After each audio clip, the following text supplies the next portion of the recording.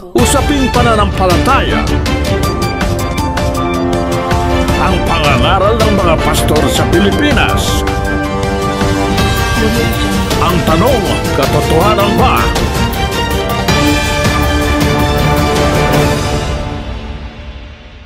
Ang mapapanood ninyo, ito ay mga pangangaral ni Brad Eli Soriano. Patutugtugin natin ng buo nang di mawala ang konteksto na kanyang ipinapangaral. Ginagawa natin ito sa pamamagitan ng fair use. Halina at atin ng panoorin. Hindi naman po kasi nawawala ng kaaway. Kahit saan kami pumunta, may kaaway kami. Ewan ko sa inyo kung wala kayong kaaway. Dahil kung wala kayong kaaway, hindi kayo kay Kristo. Ang tao po kasi pag naging kay Kristo, automatically nagkakaroon ng kaaway. Naniniwala po kayo ron? Kaya ko sinasabing pag ang tao naging kay Kristo, tiyak na magkakaroon po siya ng kaaway. Sa dahilan mga kababayan na ang nasa panig ng Diyos o nasa panig ni Jesus, meron po siyang kalaban. Agad siyang may kalaban. Pag pumanig ang tao kay Jesus o sa Diyos, meron po siyang kaaway. At ang pangunahing kaaway niya ay si Satanas. Nandun po yan sa 5:8-9 ng unang Pedro. Ganito po ang ating mababasa doon. Kayo'y maging mapagpigil, kayo'y maging mapagpuyat, ang inyong kalaban na diablo, na gaya ng leyong umuungal, ay gumagala na humahanap ng masisila niya.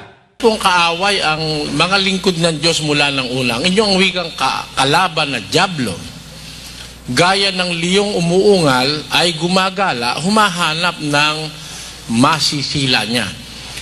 Ang away pong ito ay hindi po kagustuhan natin na tayo'y makipag-away. Ito'y kagustuhan ng Diyos. Yung iba nagkakamali, akala mo pagka sa Diyos ka, banayad na banayad ka, mahinhing ka magsalita, at ikaw walang kalaban. Ganon nila mga pastor. Para bang pagka sa Diyos ka, napakalumanay mo, hindi ka marunong magalit, ganon. Hindi nila alam, ang Diyos ang nagpundar ng away na ito. Pakinggan nyo sa Genesis 3, versikulo 15. Si Eva, at nahulog sa pagsalangsang si Eva at si Adan, merong ganitong sinabi ang Diyos dun sa ahas. Pakinggan nyo po. At sinabi ng Panginoong Diyos sa ahas, sapagkat ginawa mo ito, ay sumpain ka ng higit sa lahat ng hayop, at ng higit sa bawat ganid sa parang. Ang iyong tiyan ang ilalakad mo, at alabok ang iyong kakanin sa lahat ng mga araw ng iyong buhay. Sa sila lang ba dalawa? Tuloy po natin. At papag-aalitin ko, ikaw at ang babae, at ang iyong binhi, at ang kanyang binhi. Ito ang dudurog ng iyong ulo, at ikaw ang dudurog ng kanyang sakong. Himo, sabi dun sa ahas, at ang binhi ng babae, mag-aalit din. Kaya, yun hong pagkakaalit sa pagitan ng ahas at ng babae. Yung binhi ng ahas at yung binhi ng babae, Diyos po ang may gawa nun. Ngayon itanong nyo, bakit naman ang Diyos nilagyan ng away? Ang pagitan ng diablo o ng ahas at ng babae. Mabuti tignan muna natin kung sino yung ahas na yun para alam nyo po ang ibig kong sabihin.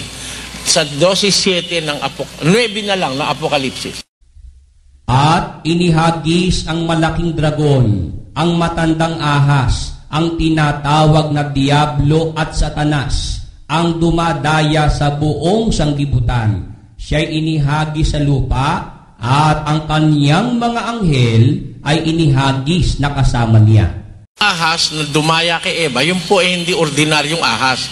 Yun po si Satanas na nag-anyong ahas na nakabalakay doon sa puno ng kahoy na ipinagbabawal ng Diyos kainin.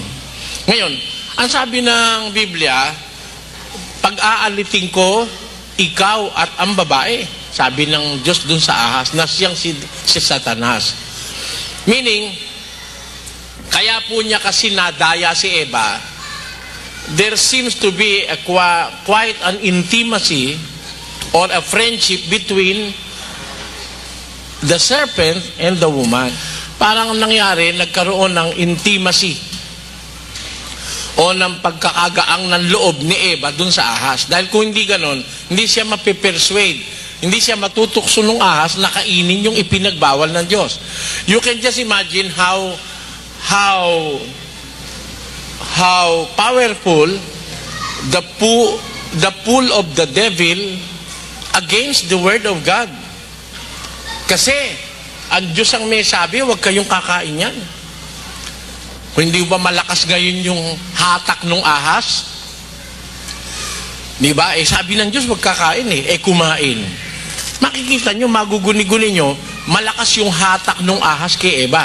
Meaning, bago dumating yung kumain si Eva, parang maluwag na ang damdamin ni Eva sa ahas. Na hindi alam ni Eva na yun si Satanas. Kaya, nung makita ng Panginoon na dahil sa kawalang malay ni Eva ay nadaya siya ng ahas, diniretsa niya ngayon si Eva at saka yung ahas.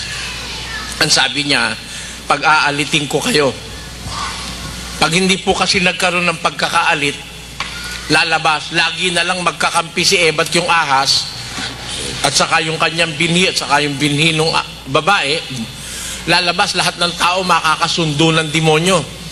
Mangyayari, lahat ng tao sasama. Di ba?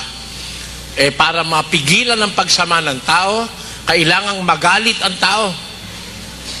Saan? Sa masama. Kaya naglagay ang Diyos ng away sa pagitan ng masama at mabuti. Yan po ang dapat nyo makita. Kaya, kung halimbawa kami ang mabuti, tiyak na tiyak may dadatnang kaming kaaway dito.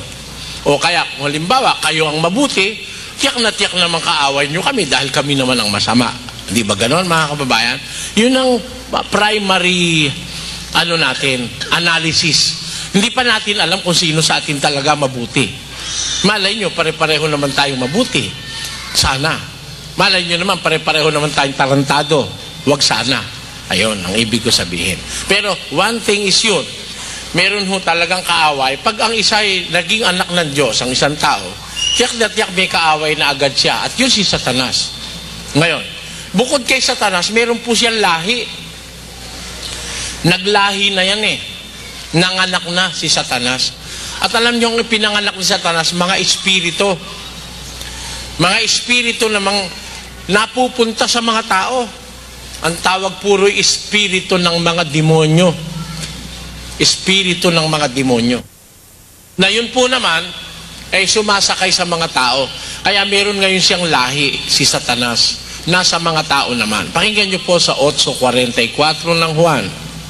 Kayo'y sa inyong amang Diablo, at ang mga nais ng inyong ama ang ibig ninyong gawin. Siya'y isang mamamatay tao buhat pa ng una, at hindi nananatili sa katotohanan, sapagkat walang katotohanan sa kanya. Pagka nagsasalita siya ng kasinungalingan, ay nagsasalita siya ng saganang kanya, sapagkat siya'y isang sinungaling at ama nito. Lahi na ng demonyo sa mundo. Dito lang sa Lipa may masakir nung kamakailan, di ba? Di ba? Nung minsan dito sa Lipa, di ba may masakir? Yung mga mamamatay tao, lahi ng demonyo yun. Sabi ng Biblia, kayo ang wikay sa inyong amang Diablo, sabi ng ating Panginoong Hesus. Ang nais ng inyong ama, ang ibig ninyong gawin. Sabi niya, siya'y mamamatay tao. Ibig sabihin, pag ang tao'y mamamatay tao, sa demonyo yun. Yan po ang dapat yung pansinin. Ngayon papunta kami rito na nakikinig ako ng balita. Meron na naman daw isang batang 4 na buwang taon o 4 na buwang gulang. 4 months old. Ni-rape at pinatay. Gaano kasama yung gumawa nun, mga kapatid? Meron mo 4 na buwan, pagkawala-walang hiya. Meron akong alam na kapitbahay namin na rape aso ang ni-rape. Aso. Mabuti na yun. Hindi ba? Kesa naman yung 4 na buwang gulang na bata. ay wasak daw yung pag-aari ng bata at punong-puno ng dugo, patay. Iniwan patay. Ano masasabi nyo sa klase ng ganong mga tao? Hindi ba yung mga sa demonyong mga taong gumagawa nun? Na hinahala yung isang 4 na buwang gulang na bata? Kaya makakatiyak tayo sa mundong ito, marami na pong anak ng demonyo. Marami na. Marami ng mga taong sumunod na kay Satanas. Pakinggan nyo po ang sabi sa unang Timoteo, Kapitulo 5, ganito ang mababasa natin sa versikulo 15. Sapagkat ang mga iba'y nagsibaling na sa hulihan ni Satanas. Ang sabi ni San Pablo ay nagsibaling na sa hulihan ni Satanas. Kaya meron na mga tao ngayon talagang mga followers of Satan, mga alagad ng demonyo, lahi ng demonyo. Yan ang sinasabi ng Biblia. At doon sa punto na yun, kung ikaw ay magiging sa Diyos, tiyak na tiyak magkakaaway kayo nung mga sa demonyo. Magkakontra kasi yan eh. Mula pa po sa halamanan ng Eden, sinabi ng Diyos, papag-aalitin ko kayo. Kaya lang, ang pag-aalit na ito hindi naman kagaya nung naiintindihan ng iba. Merong iba, mga relihiyon, pumapatay ng kapwa.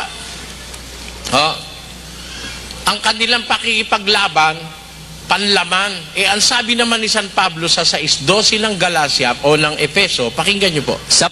Sapagkat ang ating pakikibaka ay hindi laban sa laman at dugo, kundi laban sa mga pamunuan, laban sa mga kapangyarihan, laban sa mga namamahala ng kadilimang ito sa sanglibutan, laban sa mga ukol sa espiritu ng kasamaan sa mga dakong kaitaasan. Kundi sa Pablo, ang nilalabanan nila, hindi laman at dugo, kundi ang kalaban nila, yung mga namamahala ng kadilimang ito sa sanlibutan. Laban sa mga espiritu ng kasamaan sa dakong kaitaasan. Kaya po, tiyak na tiyak sa pag-uusap na pampananampalataya, talagang may magkakalaban. Hindi lang kung minsan magkamag-anak, minsan mag-asawa nga, naghihiwalay dahil sa relihiyon. Conforme po kayo ron? Meron kasing iglesia dyan sa tabi-tabi riyan. Pag hindi ka nila kamiyembro, galit sila sa'yo. Katunayan nga, pag nakapag-asawa, pilit kang iaanib at pag hindi ka umanib, hihiwalayan ka. Ganon. Kaya nga may relihiyon, pati asawa, pag mag-asawa na paghihiwalay. Pati magkakamag-anak na pagkakaaway-away ng mga relihiyon. Away sa laman ang ginagawa, pagtataniman, panlaman po yun. Sa Biblia, yung pong relihiyong sa Diyos, hindi naman ganun kung makipaglaban. Ang nilalabanan nila, yung mga maling gawain, yung maling aral. Ang katunayan yan sa 10:4 ng 2 Korinto, ganito po ang sinasabi. Sapagkat bagaman kami ay nagsisilakad sa laman, ay hindi kami nakikipagbakang ayon sa laman, sapagkat ang mga sandata ng aming pakikilaban ay hindi ukol sa laman, kundi sa harapan ng Diyos ay may kapangyarihang gumiba ng mga kuta, na siyang gumigiba ng mga maling haka at ng bawat bagay na matayog na nagmamataas laban sa karunungan ng Diyos, at bumibihag sa lahat ng pag-iisip sa pagtalima kay Kristo. Po ni San Pablo, ang aming wikang pakikipaglaban, hindi laban sa laman, kundi sa harapan ng Diyos, may kapangyarihang gumiba ng mga kuta at ng bawat bagay na matayog na nagmamataas laban sa karunungan ng Diyos. Yung mga maling haka, mga maling aral, mga turong hindi tama, yun ang nilalabanan ng mga apostol ng ating Panginoong Hesus. At nung araw, kung maaalaala nyo mga kababayan, ang mga mangaral ng Diyos, pinagpapatay sila. Bakit? Masasakit po yung sinasabi nila sa kanilang mga kaaway. Si San Juan Bautista, pinutulan ng leeg dahil tinamaan niya si Herodes. Nung sabihin niyang kayong mga mangangalon niya, mga lahi ng mga ulupong, naririnig siya ni Herodes. Si Herodes kasi mangangalon niya Ang kalon niya si Herodias. Yun naman ang may anak doon ang tawag ng Katoliko rin kay Salome, na nung magsayaw si Salome, nagsayaw, nagandahan si Herodes. Sabi niya kay Salome, O sige, kahit anong hilingin mo, kahit kalahati ng kayamanan ko, bibigay ko sa'yo. Binulungan siya nung ina na si Herodias. Nakalon niya ni Herodes. Ang hingin mo yung ulo ni Juan Bautista. Ayan. Walang nagawa si Herodes kundi ipapatay si Juan Bautista. Inilagay yung ulo niya sa isang plato. Ayan. Ba't niya nagawa yon? Ba't siya kinagalitan? Kasi tinamaan niya ang relasyong immoral ni Herodes kay Herodias. Ayan. Si San Esteban po, nakipagdiskusyon sa mga maling aral at turo ng kanyang panahon, binato siya hanggang sa mamatay. Si Kristo, dahil sa pagpuna niya sa sari-saring mga kamalian sa relihiyon, pinako siya sa krus sa kanyang panahon. Ngayon, yung mga mangangaral na kilala nyo, may babatuhin kaya dyan? Wala, hindi man nagsasalita ng masakit eh. Kaya, hindi naman mapapatayan dahil sa pagsasalita ng totoo, hindi. Baka mapatayan dahil hold upin dahil maraming pera. Pero magsasalita ng masakit. Hindi ko nyo maaasahang magsalita ng masakit yung mga manluloko eh. Alam nyo kung bakit? Pakinggan nyo sa 16 ni Judas. Ganito po nakasulat. Ang mga ito'y mga mapagbulong, mga madaingin, na nangagsisilakad ayon sa kanilang masasamang pita, at ang kanilang bibig ay nangagsasalita ng mga kapalaluan, nangagpapakita ng galang sa mga tao dahil sa pakikinabangin. Ba't sila magalang? Hindi sila masakit magsalita, hindi kagaya ni Soriano. Kasi may target sila eh. Tanyo, yayaman nila ngayon. Yan po. Kaya naman kami, sa kabaligtaran, ayoko namang maging kapareho nung iba na nambobola sa mga tao. Ako po ayoko ng bulahan. Gusto ko totoo. Kung galit kayo, bahala kayo. Total, hindi ko naman kayo kamag-anak, di ba? Ano basahin kung magalit kayo? hindi naman sasakit ang ulo ko dahil nagalit kayo sa akin, ano? Unang-una, hindi ko kayo kamag-anak. Wala naman ako utang na loob sa inyo, di ba? O ngayon, kahit hindi ko naman kayo kamag-anak, mahal ko naman kayo. Dahil hindi ko naman pupuhunanin ang buhay kong magsalita ng masakit para lang mga kababayan kong niloloko ay makalayas sa panluloko. Hindi naman ako mamumuhunan ng buhay. Yun po ang aking prinsipyo. Kaya ako naman nakahandang mamatay eh. Pag alis ko sa bahay, isa-isa kong nagpapaalam doon. Tinga-alis ako, kamakalawa, nandun kami sa, asan ba tayong lupalop ng bansa? Bicol? Sa Bicol. Ha? Sa Lucena. Nung isang araw, nung isang linggo, nasa Binangonan, Rizal kami.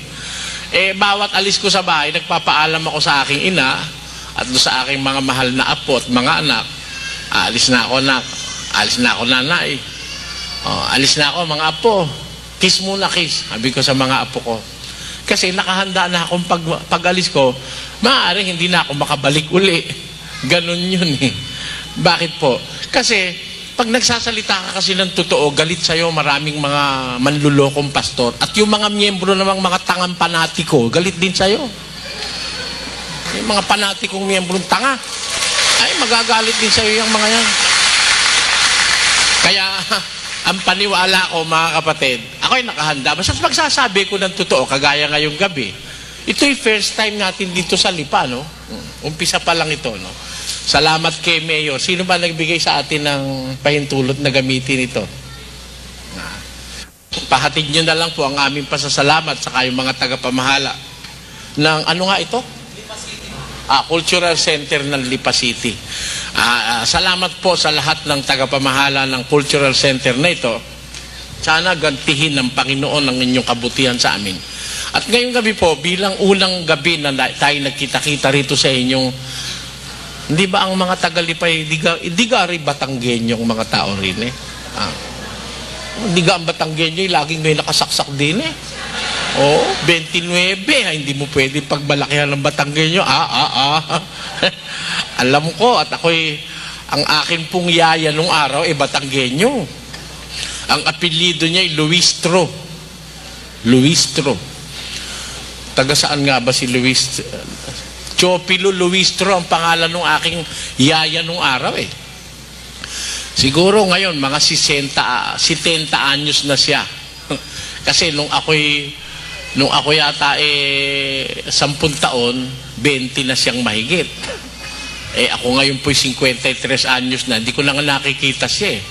Mula nung mag-asawa, yung aking yaya, kaya po naman tawag ko yaya ko yon. Kahit saan ako pumunta, ang sabi ng aking ama, wag mong hiwalayan yung anak ko. Siyang kalagi kong kasama, matanda po siya sa akin ng mga 20 anyos eh. Taga rito yun. Kaya alam kong ang mga taga Batangas ay hindi basta naaagrabyado ay. Baka akala nyo. Laging may nakasaksak dito yun eh. Akala ko nga, yun eh, nakakalimutan nun ng kumain eh, pero yung balisong niya, hindi. Para bang sabi niya sa akin, Eli, ikaw kayo tumakain ng tabayag? Ano ka ko yun? Ay, yung bungang mahabang makanyan. Yung pala'y upo. Huwag kang lingulat, mahulog tayo sa kuluong. Yung kuluong pala'y, ano yun? Hindi ko alam na meron palang mga salitang Batanggenyo na iba sa aming salitang Tagalog. Kaya ako, ang aking opisyo sa buhay, ibulgar yung panluloko ng mga bulag na taga-akay. Matatakaw po sa pera yung mga bulag na taga-akay. Ngayon, maaari, siguro kaya kayo narito, napansin nyo sa aming programa sa TV, na kami nga po'y paririto ngayong gabi.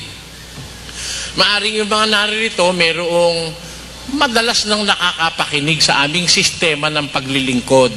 Unang-una, mga kababayan, gusto ko po na masanay muna sana kayo. Dito sa kaunting oras na ito, bakit kami nakakapagsalita ng parang masakit sa pandinig ng iba? Alam nyo kasi, ang salita kasi ng Panginoon Diyos, talagang masakit. Pag hindi ka nasaktan, hindi salita ng Diyos yun. Masakit yun eh. Una, sabi ng Diyos, huwag kang mangangalunya. Hindi ba masakit yun sa kalunyero? Mag-isip ka lang, masakit yun eh. 3 asawa mo'y mahal mo lahat. Pwera lang yung una. Di ba? Ito ngayon ang salita ng Diyos at sasabihin sa'yo, huwag kang mangangalunya. Isipin mo't masakit na eh. Isipin mo lang, iiwan mo si Opelia at saka si Naida. Doon kang mag-i-stick ngayon doon sa una mong asawan si Celia, mabaho na. 8 na anak ba naman eh. At yung dating Coca-Cola body ngayon parang Coca-Cola namang in-can, yung nakalata. Tapos sasabihin sa'yo ngayon ng Diyos, huwag kang mangangalon niya. Isipin mo lang na pababayaan mo na si Sinaida at saka si yung number 2. Masakit na yon. Bawa, sinabi ng Panginoon Diyos, huwag kang magnanakaw. Ang sarap magnakaw. Di ba? Yung mga taong ayaw mapagod, kaya sarap, lalo na pag ang nananakaw mo pa 100,000, 500,000. Talungin nyo, kung di masarap magnakaw, ba't pa eh? Ito ngayon ang salita ng Diyos. Ang sabi, doon sa mga magnanakaw, huwag ka magnanakaw. Di ngayon masasakta na yung kalooban mo, mapipigilan ka magnakaw. Kaya po, ang salita ng Diyos, masakit yan. Bakit po? Pakinggan nyo sa 4:12 ng Hebreo. Sapagkat ang salita ng Diyos ay buhay at mabisa at matalas kaysa alinmang tabak na may 2 talim at bumabaon hanggang sa paghihiwalay ng kaluluwa at espiritu, ng mga kasukasuan at ng utak, at madaling kumilala ng mga pag-iisip at mga haka ng puso. Alas pala niyan, ang salitang wika ng Diyos ay buhay, mabisa, matalas kaysa alinman tabak na may 2 talim. Biro mo kahit siya ipaspas siya ay masusugatan ka o mapuputol yung kasamaan sa buhay mo. 2 talim matalas pa. Pag matalas, masakit talaga yon. Tandaan nyo mga kapatid, pag ang kutsilyo hindi matalas bihira kang masugatan ang katunayan nga naghihiwa kay katakot-takot na hindi maputol yung karne. Dumaplis man sa kamay mo, hindi ka naman masusugat at di nga maputol yung karne. Pero pag matalas, nakakasugat agad yon. Ganyan po ang salita ng Diyos. Kaya ang aking gustong maiwan sa inyo, ito po'y unang gabi pa lang, hindi naman ako pwedeng umbaga sa saringgola rito, hindi naman ako pwedeng umalagwa agad mga kababayan. Ngayon lang tayo nagtagpo, baka kayo umuwi ng kalagitnaan, kawa-awa naman kami rito. Biro mong 6 na oras kami nagbiyahe mula sa Pampanga hanggang dito, tapos iiwanan nyo kami. Pero kaya lang, gusto kong masabi sa inyo na kaya po kuminsan may nasasaktan sa sinasabi namin. Kasi natural na po kasi salita ng Diyos yung masakit Masakit po yun. Alam nyo, nung ang si Kristo nga nagsasalita, diretsahan pa, tinuturo pa ng kamay Tingnan ninyo, kukuha tayo ng mga masasakit na sinabi ng ating Panginoong Hesus sa mga kasamaan sa kanyang panahon. Sa 23 ni Mateo, ganito ating mababasa. Sa aba ninyo, mga eskriba at mga fariseyo, mga mapagpaimbabaw, sapagkat inyong nililinis ang labas ng saro at ng pinggan, tatapwat sa loob ay puno sila ng panglulupig at katakawan. Ikaw, bulag na fariseyo, linisin mo muna ang loob ng saro at ng pinggan upang luminis naman ang kanyang labas. Sa aba ninyo,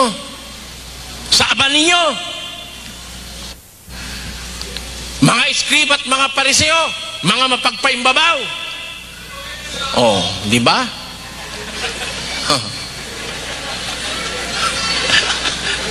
Alam nyo ba anong sabihin ni Jesus yun? Sa aba ninyo, mga eskribas at mga pariseo, mga mapagpaimbabaw, sapagkat inyong nililinis ang labas ng kopa, dadapot sa loob, punong-puno ng mga maruruming bagay na kasuklam-suklam. Ang unang pagbasa sa lamang kopa, dadat sa Diyos, sa Diyos, sa lamang. Ni Jesus yun, sa aba ninyo, mga taga-akay na bulag, mga mapagpaimbabaw, sinasala ninyo ang lamok, pinalulusot ninyo ang kamelyo. Sira. Anong klaseng salaan ang dala nun? Bakit? Biro mo nakalusot yung kamelyo, nasala ay lamok.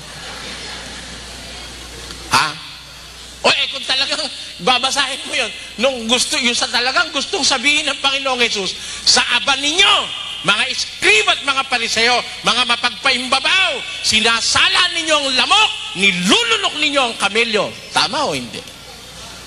Huwag mo naman sabihin sa akin, sabihin ni Jesus yun sa aba ninyo, mga eskriba, pariseo. Ganon? Hindi ganon. Sinabi niya yung masakit yun Natural, matindi dating nun. Kaya naman ang utos niya sa mga ngaral niya, 58:1 ng Isayas. Pakinggan niyo mga kababayan. Humiyaw ka ng malakas, huwag kang magpigil. Ilakas mo ang iyong tinig na parang pakakak, at iyong ipahayag sa aking bayan ang kanilang pagsalangsang, at sa sangbahayan ni Jacob ang kanilang mga kasalanan. Utos ng Diyos yun. Humiyaw ka ng malakas. Huwag ka magpigil. Ilakas mo ang iyong tinig na parang pakakak. Ipahayag mo sa aking bayan ang kanilang mga pagsalangsang. Ganun ang gusto ng Diyos kasi. Sabihin mo yung mga kasama ang ginagawa para ang tao makapag-isip na hindi tama yung ginagawa. Saan kayo nakakita nanghihilot na ang ugat nalinsad yung ugat halimbawa o kaya buto. Ang ginawang hilot ganon. Ganon. Hindi nga masakit. Pero hindi gagaling yung hilot. Yung pila, hindi ga? Oh, para gumaling. Oh, ito, isa lang ito, minsan lang. Hahatakin ko, ha? Ingat ka, ay, ilambot mo. Oh, ito na. Nauli. Tamo, masakit. Pero nauli. Naalis yung pilay. Kesa naman doon, magdamag kang gaganunin. Hindi gagaling yun. Ganyan. Kaya po ang mga mangaral ng Diyos, inutusan ng Diyos na para gumaling ang mga tao sa maling gawain, isigaw mo yung kanilang ginagawang masama. Paano mo sisigaw? Pakinggan nyo sa Tito, ganito nakasulat. Sinabi ng isa sa kanila rin, ng isang propetang sarili nila, ang mga taga-Kreta, kailan paman ay mga sinungaling, masasamang hayop, matatakaw na mga tamad. Sinungaling, sabi ni San Pablo. Mga masasamang hayop. Anong sabihin kaya ni Pablo ito? Ang mga taga-Kreta, mga sinungaling, masasamang hayop. Ganun ba? Hindi ganon. Ulitin mo nga, kapatid na Willie. Ang mga taga-Kreta, kailan paman ay mga sinungaling, masasamang hayop, matatakaw na mga tamad. Katangian ng katarantaduhan nandito pala sa mga taga-Krete. Mga sinungaling, masasamang hayop, matatakaw, mga tamad. O anong sabi ngayon ni San Pablo? Tuloy ang basa. Ang patotoong ito ay tunay, dahil dito'y sawayin mong may kabagsikan sila upang mangagpakagaling sa pananampalataya. Away, may kabagsikan. Bagsikan mo. Bakit? Para gumaling. Mga tarantado yung taga-Krete. Di ba? Mga masasamang hayop, matatakaw, mga tamad, mga sinungaling. Dahil dito, sawayin mong may kabagsikan sila upang sila'y magpakagaling sa pananampalataya. Sa puntong yan, ipinakikita ko lang po sa inyo, mga kapatid, na kung ikaw sa Diyos na nangangaral ka ng salita ng Diyos, hindi pwedeng yung salita ng Diyos na mabagsik, banayarin mo. Hindi pwedeng yung salita ng Diyos na malakas, pahinain mo. Hindi pwede naman yung salita ng Diyos na mapakla, mapait, patamisin mo. Mali yun. Hindi ka po sumusunod sa Diyos noon. Para makasunod ka sa Diyos, pag sinabi niya sumigaw ka, sisigaw ka. Pag sinabi niya sabihin mo yung masakit, sasabihin mo yung masakit. Hindi po pwedeng yung masakit babanad-banayarin mo at bubulahin mo mga tao para magbigay lang ng abuloy. Huwag ganon. Pag sinabi ng Diyos, diretsahin mo, didiretsahin mo. Ang katunayan, pakinggan nyo sa 26:2 ng aklat ng Jeremias. Ganito ating mababasa. Ganito ang sabi ng Panginoon, tumayo ka sa looban ng bahay ng Panginoon at salitain mo sa lahat ng bayan ng Huda na nagsisiparoon upang magsisamba sa bahay ng Panginoon ang lahat na salita na iniutos ko sa iyo upang salitain sa kanila. Huwag kang magbawas ng kahit isang salita. Awal ng Diyos pala yung kanyang salita, yung kanyang paraan, bawasan natin. Basta sinabi niya, sabihin mo as it is. Kung paano niya gustong sabihin mo, ganun mo rin sasabihin. Sabi kasi sa Biblia, huwag kang magbabawas kahit isang salita. Pati manner mga kapatid, pati yung paraan ng pagsasalita, itinuturo, sawayin mong may kabagsikan sila upang sila'y magpakagaling sa pananampalataya. Sabi ng mangangaral ng Diyos ng una. Kaya po, sa puntong ito, gusto ko lang kasing magamot yung masyadong paninirang ginagawa sa amin ng iba, na kami raw masakit magsalita, masama raw bunganga namin. Hindi po totoo yun. Ang masama, yung ginagawa ng mga pastor, sinasabi lang naman namin yung masamang ginagawa nila. May batayan ba ako? Pero nasa Biblia po yung ginagawa ko si Kristo nga nung magtagubilin sa mga apostol, mismo si Kristo, ang sabi niya, huwag kayo maduduwag Sabihin niyo yung pakinggan niyo, basahin natin. Sa Mateo 10. Ang sinasabi ko sa inyo sa kadiliman, ay sabihin ninyo sa kaliwanagan, at ang narinig ninyo sa bulong, ay inyong ipagsigawan sa mga bubungan. Ang sabi niya, yung sinabi ko sa inyo sa dilim, sabihin nyo sa liwanag. Yung narinig nyo sa akin sa bulong, isigaw nyo sa mga bubungan. Huwag kayong matakot. At huwag kayong mga takot sa mga At huwag kayong mga takot sa mga nagsisipatay ng katawan, tatapwat hindi nakakapatay sa kaluluwa, kundi bagkus ang katakutan ninyo'y yaong makapupuksa sa kaluluwa at sa katawan sa impyerno. Huwag kayong matatakot doon sa pumapatay ng katawan. Sabi niya sa kanyang mga apostol nung una. Basta't pinagsasalita sila ni Jesus, huwag kayong matatakot. Sabihin nyo yung dapat nyo sabihin. Bakit? Sapagkat walang bagay. Huwag nga ninyo silang katakutan, sapagkat walang bagay na natatakpan na hindi mahahayag at natatago na hindi malalaman. Bagay na natatakpan na di mahahayag at walang bagay na natatago na di malalaman o mabubunyag. Kaya po, kailangan ibunyag talaga yung mga kamali at katiwalian sa relihiyon para po ang tao makapag-isip. Tingnan ninyo, sa awa ng Panginoon Diyos, nung una kaming pumunta rito sa Lipa City, may diskusyon kami noon sa saksi ni Jehovah. Saan ba tayo? Isimbahan yata yung pinuntahan natin dito nun sa Lipa Siguro mga 10 taon na po nakakaraan nun. Nung unang pumunta kami rito nagbasa lang ako ng ng medyo masakit-sakit May nagalit sa kahabaan ng panahon, tingnan ninyo. Ngayon, pagpunta ko uli rito, hindi pa ako nagbabasa ng masakit, may nagagalit na yata. Di ba? Talagang gano'n Wala kang magagawa. Yun na talaga ang pangyayari. Matatapos na mundo, ganun talaga pangyayari. Kailanmat may magsasalita ng totoo, merong galit dahil merong tao ayaw ng totoo. Nagbasa lang ako ng ng medyo masakit-sakit May nagalit sa kahabaan ng panahon, tingnan ninyo. Ngayon, pagpunta ko uli rito, hindi pa ako nagbabasa ng masakit, may nagagalit na yata. Di ba?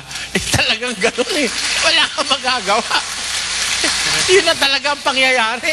Matatapos na mundo, ganun talaga pangyayari. Kailanmat may magsasalita ng totoo, merong galit dahil merong tao ayaw ng totoo. Sige, tutol kayo, may tao ayaw ng totoo. Meron tao gusto binubole. Yun pangit nga Ang ganda mo. Totoo? Pero talaga naman pangit. Pero yung tao, sabihin mo, pangit, totoo. Ang totoo lang, pangit ka. Sabihin mo ganon, ay, magagalit sa'yo. Diba? Pero yung talagang pangit, bulahin mo. Ay, naku, gustong-gusto. Baka pameriendahin ka pa. Diba? Kung minsan meron tao ganun Ayaw nila ng totoo, gusto nila hindi totoo. Ganun po sa relihiyon. Kaya, mga kababayan tagarit sa Lipa, nakakatakot kasi kayo Alam nyo kung bakit? Ilan ho sa inyo may dalang baliso ngayong gabi? Ganyan po talaga pero kung ako naman matatakot. Kung ako matatakot, sabi ni Jesus, huwag kayong matakot sa pumapatay ng katawan. Kung ang mga apostol lang ni Jesus kung magsalita, huwag kayong matakot. Pag nagsasalita kayo ng totoo, huwag kayong... Pagka may tatama ang tao, iniiwas nila yung salita ng Diyos. Para wag silang makasakit ng damdamin. Alam nyo, mga ganon, mga kababayan, may hidden agenda yon. May nakatagong intensyon yon. Alam nyo kung ano yung nakatagong intensyon? Sabi ng Biblia sila'y nagpapakita ng galang sa mga tao dahil sa pakikinabangin. O anong tawag ng Biblia ron sa mga yon? Pakinggan nyo sa Roma 16. Ganito mababasa natin sa 18. Sapagkat ang mga gayon ay hindi nagsisipaglingkod sa Kristong Panginoon, kundi sa kanilang sariling tiyan. naman pala naglilingkod kay Kristo, ang pinaglilingkuran pala ng mga tiyan. Yung sarili nila tiyan. O paano sila kung magsalita? Tuloy. At sa pamamagitan ng kanilang mabuting pananalita at maiinam na mga talumpati ay dinadaya ang mga puso ng mga walang malay. Mamagitan ng wika ng kanilang mabubuting pananalita, maiinam na talumpati, nananalumpati, walang Biblia. O di ba? Magmasid kayo mga mangaral ngayon, puro mananalumpati. Nagbababasa ba ng sitas? Babasa isang sitas. Pagkabasa, magkukwento na. Ikot ng ikot yun sa stings. Ano po ang sabi, dear brothers and sisters, ang unang sikreto ng pag-unlad, alin? Magbigay ng ikapo. Yan. Yan ang number 1. Huwag niyo kakalimutan yan. Mga brothers and sisters, nakikinig ba kayo? Opo. Amen. Praise the Lord. Hallelujah. Praise be to God. Praise be to Christ Jesus. Ganyan. Kaya walang magagalit eh. Ngayon. Ang pangalawa na sikreto ng pag-unlad, magbigay ng love offering. Amen? Taas nyo kamay nyo. Taas ang kamay. Taas ang kamay. Yan. Papataas ang kamay. Tataas mo naman. Yan. Yung palad nyo, bukas nyo. Yan. Yan. Di ba? Pagka ganyan bukas ang palad. Pagka ganun, sarado. Yan pagsuntok yan, pansuntok. Pag nakasara, susuntok, mananakit. Pero pag magbibigay ang tao, bukas ang palad. Kaya tayo mga Kristiyano, lagi tayong bukas ang palad sa Diyos. Hallelujah! Amen! Praise the Lord! Yun. Sino ngayon may magagalit ba ron? Talumpati ng talumpati, lakad nga ng lakad sa station eh. Ha? Talumpati yun ng talumpati. Sabi ng banal na kasulatan, ang mga gayong tao, hindi naglilingkod yun sa Kristong Panginoon, kundi sa kanilang sariling tiyan. At sa pamamagitan ng kanilang mabuting pananalita at maiinam na mga talumpati, dinadaya nila ang mga puso ng mga walang malay. Manluloko pala yan kung magsalita mabuting magsalita at manalumpati. Nandyan ang manluloko. Yung hindi masakit magsalita. Ako, sinasabi na marami, masakit daw ako magsalita. Kaya nga po ako'y nadidimanda palagi. Dinimanda ako sa Maynila, dinismiss ng piskal. Dinimanda ako sa Quezon City, dinismiss ng piskal. Nag-appeal sila sa DOJ, dinismiss pa uli. Tapos dinimanda na naman ako sa Legazpi, dinismiss. Nung madismiss sa Legazpi, dinimanda na naman ako sa Sorsogon. Nung madismiss sa Sorsogon, dinimanda na naman ako sa Iriga. Tamo, bakit ako dinidimanda? Masakit kasi yung sinasabi ko. Tumatama sa buto. Maitim ang nasa sa kapwa. Bakit? Sa pamamagitan ng kanilang mabuting salita at mainam na talumpati, dinadaya nila ang mga puso ng mga walang malay. Mandaraya. Kaya sabi ni Jesus, alam nyo, sabi ni Jesus, doon tayo mag-iingat. Tinan nyo ha? Tinan nyo to. Tinan nyo nga kung kasali ko rito, mga kababayan. Kayo hahatol ha. Kilala nyo na ako, napanood nyo ako sa TV. Tinan nyo kung kasali ko rito sa sinabi ni Jesus na ito. 7:15. Mag-ingat kayo sa mga bulaang propeta. Sino ba yung mga bulaang propeta? Tuloy. Na nagsisilapit sa inyo na may damit tupa. Tatapwat sa loob ay mga lobong maninila. Yung palang bulaang propeta, kung lumapit sa tao, maamo. Maamo damit tupa Kaya maamo Parang kordero. Brothers and sisters,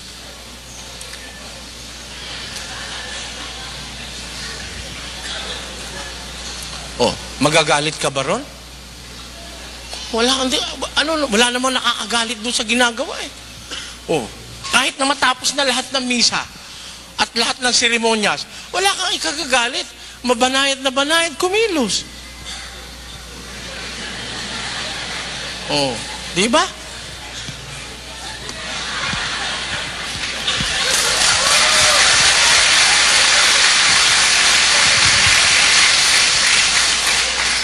May magagalit ba ron? O ingat kayo ron. Sabi ni Jesus, ang mga bulaang propeta, kung lumapit, nakadamit tupa. Maamo. Pero sa loob, lobong maninila.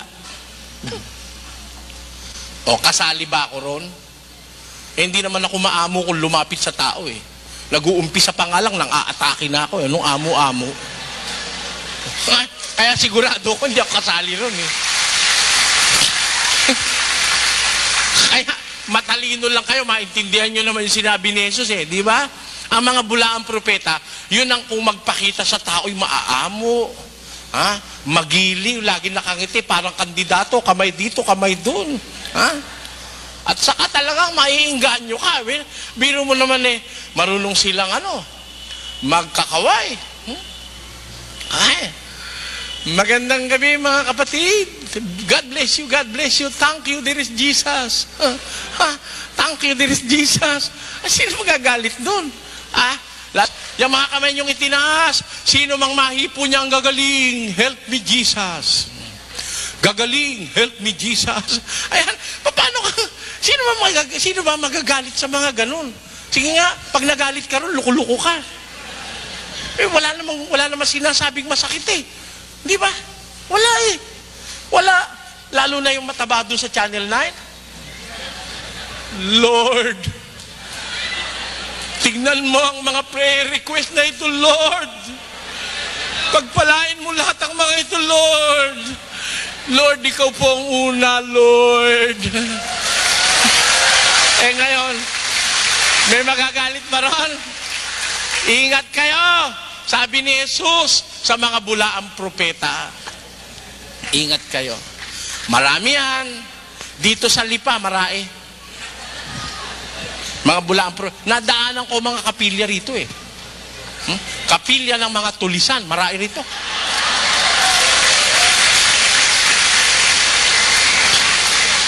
Ngayon, kung di kayo mag-iingat, mga kababayan, kawawa naman kayo.